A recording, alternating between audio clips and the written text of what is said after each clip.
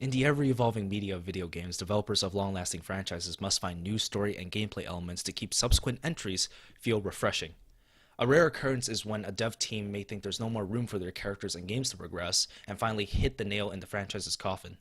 In these cases, it's interesting to compare the latest entry with the original title to see how much these ideas have expanded or perhaps changed. In this video series, I will attempt to look at the first and last entry of any finished video game franchise and review the improvements of the closing chapter based on the standards of the original.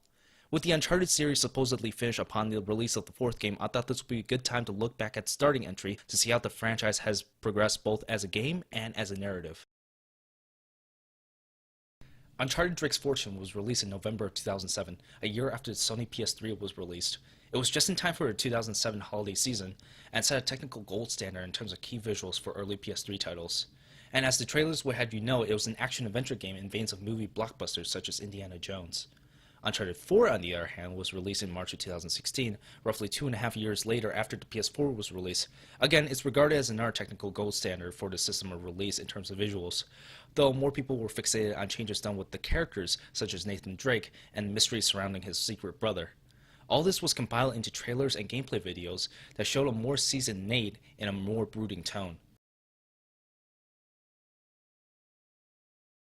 While it is a 9-year-old game, the visuals they were going for when making Drake's Fortune made use of Sony's new shiny $600 piece of plastic, with a type of fidelity that console gamers weren't really used to at the time.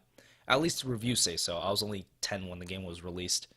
I will say that, however, the game still looks great for today's standards, and the game's art direction for the architecture and even the characters themselves are expressive enough to stand on their own. Music also fits the tone of the overall game. Fast beats alert you to the presence of enemies to get your heart racing in tense gunfight situations, and the main theme in particular beckons a sense of adventure that fits nicely with the jungle theme.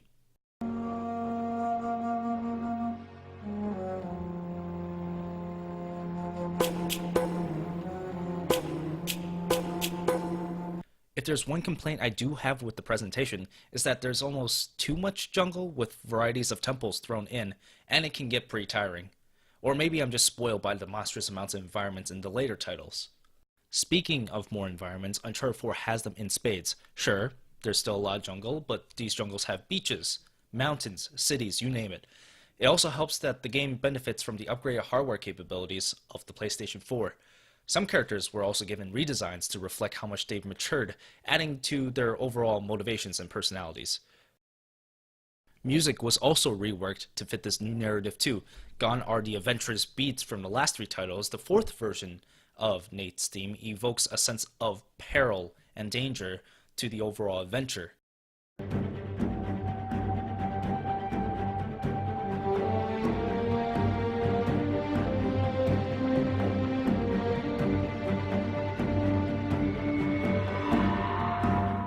So, in the first game, we're introduced to Nathan Drake as an ambitious treasure hunter, hoping to strike fortune by following the clues left by his ancestor, Sir Francis Drake, hence the title Drake's Fortune. He has a wisecrack attitude, and his lighthearted take on his own mortality in perilous situations make him a very likable hero. By his side is his partner and friend, Victor Sullivan, or Sully.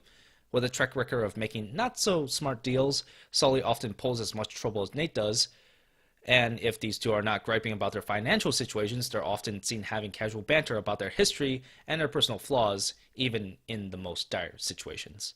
That and, well, just a few bad deals. Yeah, well, I always told you to stay away from the bad guys. And the bad girls. Yeah? Look who's talking. Tagging along with them is Elena, who is as determined as a reporter as Nate is as a treasure hunter. Her enthusiasm to get the next scoop is as strong as Nate's lust for fortune, and it doesn't hurt that she can take care of herself in battle. The cast in this game is mostly played off how well their chemistry is rather than actual character development, and it works because their personalities are so charming enough to entice you to stick with them for the duration of the story. In our fourth story with Nate, we see that he has since settled down with Lena. Both seem to have put away their needs for adventurous thrills in favor of a more stable suburban lifestyle. Despite being happy with his life with Elena, Nate still straddles a fine line between chasing the same high he got from treasure hunting and finding a real occupation, as seen from the parallels from the start of this game and the start of the first original title. Wow. Look at that. We struck copper. Well, you'd be surprised how much this stuff is worth. Client's paying good money for the full cover.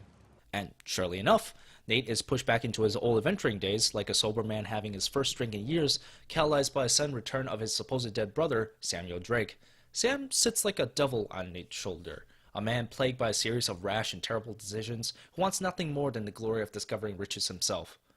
Old habits die hard, and you start to see a few character flaws in Nate. Is he really heading into this journey to save Sam, or does he really want to prove that he has one last treasure in him? Sully returns, but his role is more of a mentor than Nate's psychic. He's been there since Sam's absence and has seen Nathan uptake challenges outside of chasing clues and serves as Nathan's voice of reason. Elena, however, for much of the story's duration, is kept mostly in the dark. She too had to make the trade-off of adventure for stability, but in contrast to her husband, she is much more willing to commit. The shift of her character from scoop-seeking to settling down may seem abrupt at first, but her willingness to do so is less about avoiding danger than it is about principle. Remember, Nate, for most of his career, was, for all intents and purposes, a thief. Now the question becomes whether there is integrity within the man she married. There's no denying that these characters have way more flawed traits than the first game, but that makes them more interesting and engaging. Having development is much more rewarding to play through than seeing static characters.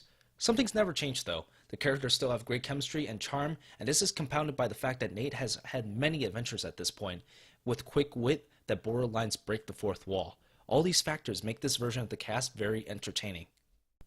At the risk of sounding like I'm bashing the first Uncharted title, I think it's okay if anyone dismisses the story as a soft clone of a movie blockbuster narrative like Indiana Jones or National Treasure. The first Uncharted game wasn't really concerned with any major overarching themes, rather it was content in delivering a cinematic epic, whereas Uncharted 4 serves as a warning against the nature of greed and obsession.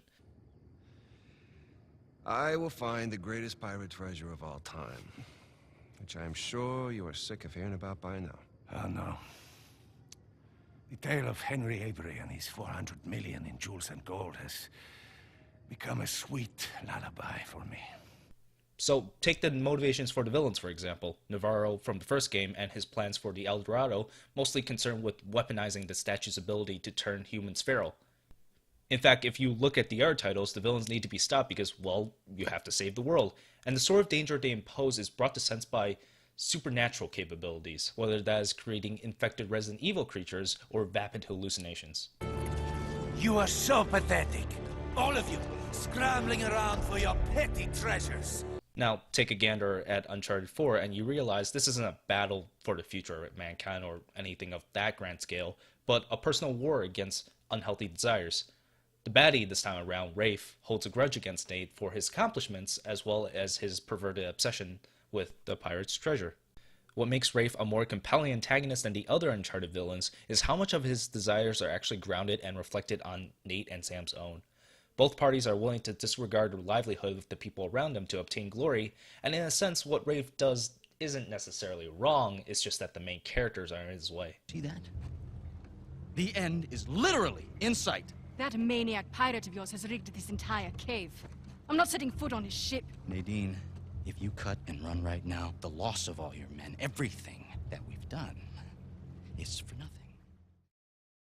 Gameplay in Uncharted is generally separated into parts of climbing, puzzles, and gunfights, and sometimes a mix of three. Climbing utilizes Nate's unreal upper body strength to traverse cliffs, vines, and walls. These usually serve as a break from the high adrenaline action sequences and mind exercises that allows you to take in the scenery and the scale of the environments. If the jungle theme bores you, you'll be happy to know that Uncharted 4 has you scaling across rooftops, mountains, and the like. And if you think pushing a direction and pressing X seems boring, the game adds sequences of rock sliding challenges, rope swinging, and pickaxe scaling. It's not particularly hard stuff, but it's a variety nonetheless I welcome. The puzzle sections in Uncharted are my least favorite part of the experience, mostly because it boils down to referencing a page in a journal that some historical figure left behind and pressing the correct tile in order to rearrange an item or a sequence inscribed in said journal. The exercises don't really feel organic or give me the satisfaction of outsmarting the level like a puzzle game, like Portal does. To me, it feels like I'm given a cheat sheet to a test and being made to rewrite the same two-paragraph essay. Fortunately, while a majority of puzzles in Uncharted 4 are indeed referencing the answer key, there are some instances where you have to make use of your own wits to pass through, particularly in the vehicle sections. Out.